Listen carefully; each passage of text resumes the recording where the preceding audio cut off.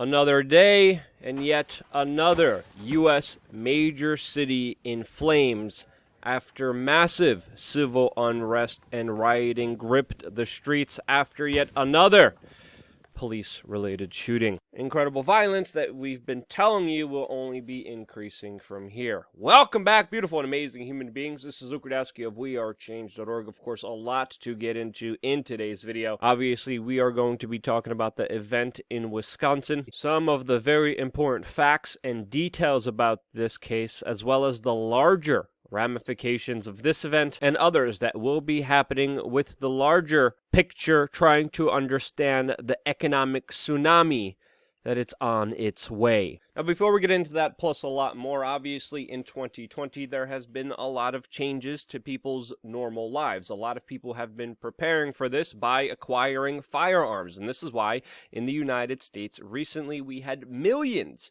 of people become first-time firearms owners, and because of that, there's a shortage of almost everything, whether it's ammos, the actual firearms, and also, most importantly, trainers and training facilities to help people become safe, responsible firearms users. And because of that, a part of our new GoFundMe project we are launching this Sunday, noon. I am offering a first-time ever apocalypse survival self-defense class with myself and, of course, a good friend of mine who, by the way, is a Special Forces Green Beret war veteran Eagle Scout who I've been training with for a very long time. Me and him will be doing this all-day course just 15 minutes outside of Concord, New Hampshire. If you are in the area and can come, definitely check out the website link down below to get more information about it. And because it's only me and my Green Beret friend, there could only be a few individuals who participate in this course. Seating is very limited. There will be a lot of one-on-one training. There will be range time. There will be multiple self-defense tools with ammunition provided. We're going to be teaching a number of skills, which will include cleaning and maintaining self-defense tools, making fires, preparing a bug-out bag. We're going to get into a lot of things this Sunday, noon,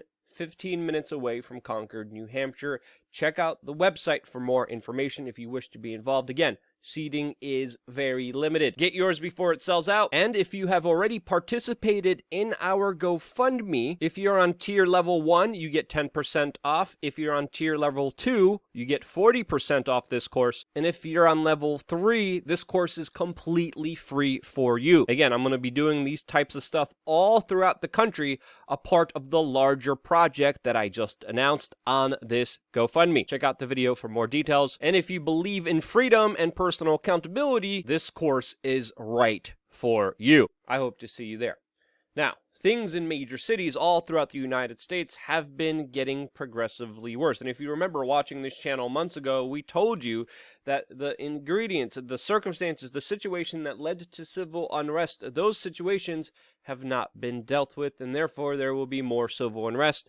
And that's exactly what we're seeing this Monday morning, as even businesses, reportedly black-owned businesses who support the protest, were also targeted in Wisconsin last night. A lot of property was destroyed. A lot of people were injured in the civil unrest that unfolded yesterday and is sure only to get worse. This after an event that the mainstream media is racially charging, specifically highlighting aspects of this event and playing a horrendous video repeatedly, which, by the way, we're not going to show you on this YouTube channel, knowingly doing so, knowing that it will cause more pain, suffering, and unrest because of. Now, the event entailed police officers responding to a domestic dispute. The details of that dispute are still very unclear. There's a short video showing police officers with guns drawn on a man who was ignoring their orders. He tried to get in his car, and then he was repeatedly shot in the back. The man so far is in serious conditions after suffering multiple gunshot wounds. And now, of course, regarding wherever you stand politically, people are nitpicking and selecting whichever uncover facts, mixing them with opinions to, of course, push a certain narrative surrounding this case. Now, one version of events highlights how Mr. Blake, who was shot here, was actually intervening and trying to de-escalate a fight that was happening between two women when police officers came, and then tried to detain the man, and that then he was indiscriminately shot in front of his 3 children. Now, the other version of events are, of course, portrayed differently, and people are highlighting how this man wasn't listening to police orders, and some people are even saying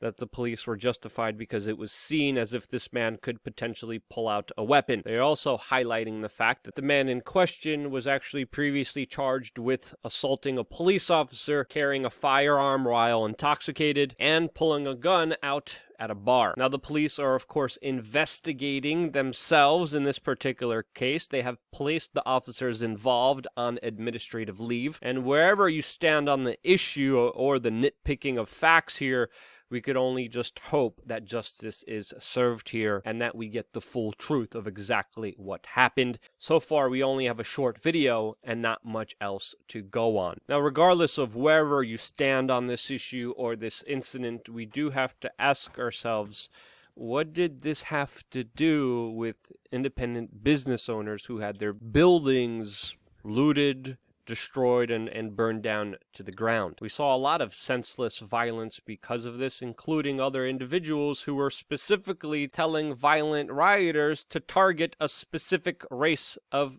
people and their businesses to attack. Now, oddly enough, the mainstream media, including major national networks like NBC News, are classifying this as a protest. And I'm sorry, but destroying private property is not really a protest. There was also another incident where a man with firearms is seen in a protest group that is stopping a police vehicle from moving forward.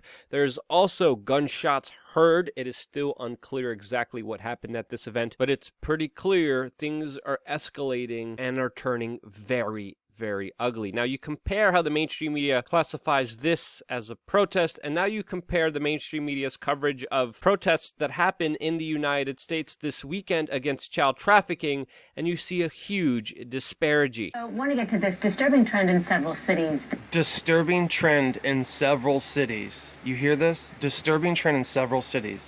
And they're rallying behind signs such as Save the Children and hijacking actual efforts to stop human trafficking. Oh, really? How are they hijacking it? Again, people standing peacefully together, bringing attention to child trafficking operations and child abuse that happens, by the way, by a lot of upper echelons, elitist individuals. Yeah, that's disturbing.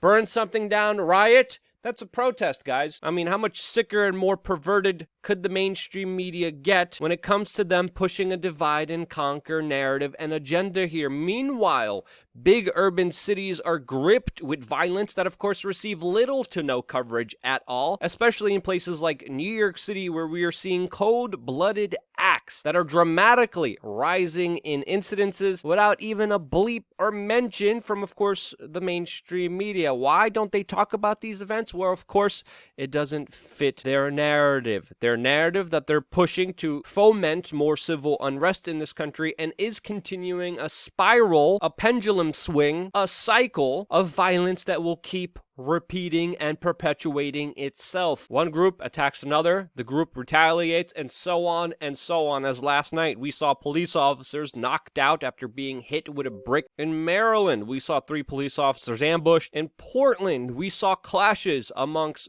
left-wing and right-wing organizations. In that city, we even saw protesters torch a Portland police precinct and set fire to a county building that was filled with medical protective PPE gear. And a lot of this violence is selectively chosen for you to be outraged against and selectively ignored so you don't hear about it. A lot of this is being done in the name of wokeness, which is the bastardization and stealing of a term that used to mean individuals that was awakened to the mainstream media multinational bankster crap. And now they have literally taken it over. They're using it for their own purposes that, of course, make you see your fellow man as an enemy rather than the true forces, the true powers that are actually causing you human suffering. And when you look at the promotion of these ideas, they're utterly ridiculous, and they are the exact thing that they say that they're against, like we've seen in NYU with individuals literally demanding segregation and then later complaining about it. Again, you do have to ask yourselves, who profits off of this kind of derangement, this promotion of delusional ideas that contradict themselves in the whim of a moment, that have people fighting each other, blaming each other for true unrest that is only going to get worse from here. And as, of course, we are seeing the economic ramifications, this economic tsunami hit the United States and the world, we are going to see more and more of this. It is one of the major ingredients. It is one of the major circumstances that is fueling a lot of this, predominantly the government lockdown, the destruction of businesses, extreme poverty, extreme crime. All of this is a trend that will continue and only be exacerbated as we go on. As major financial hubs like New York City are mere ashes of what they were before, with totally abandoned cities and quarter-mile long food bank lines of individuals who are finding it more and more difficult to, of course, make ends meet and to even meet the simplest of demands of just having enough food for the day. New York City is not alone. Of course, San Francisco also is very desolate. Major large corporations are facing bankruptcies, and that's nothing compared to what's happening on Main Street. Mom and pop, small, independent entrepreneurial businesses that are being absolutely wiped out, all in favor for big mega multinational corporations like Walmart and Amazon to suck up their livelihoods and to provide their slave wage labor to be just another cog of their major globalist machine. Bankruptcies, extreme poverty is coming. Civil unrest, conflict is coming. Be smart, prepare accordingly, and most importantly, don't be wound up emotionally. When you're wound up emotionally, you don't critically think, you don't analyze information, which of course is why one of the main reasons we are here as an independent media organization. This is what we're seeing. This is our version of events. Do your own homework, do your own research, and become a critical independent thinker that is in control of one's emotional state. That is the perfect recipe to thrive in this life, and if you do so, you're going to have a lot better time as a human being than a lot of the people who are stuck inside of this fake glorified matrix, which the controllers are making more and more unstable. So yeah, that's my take on it. If you think I'm wrong, let me know why in the comment section below. If you think I provided you any kind of value, please share this video with your friends and family members. It's more important than ever, and because you do, this is why I'm still here. I wouldn't be here if it wasn't for you, and this is why. Love you guys. Stay tuned for more here on wearechange.org.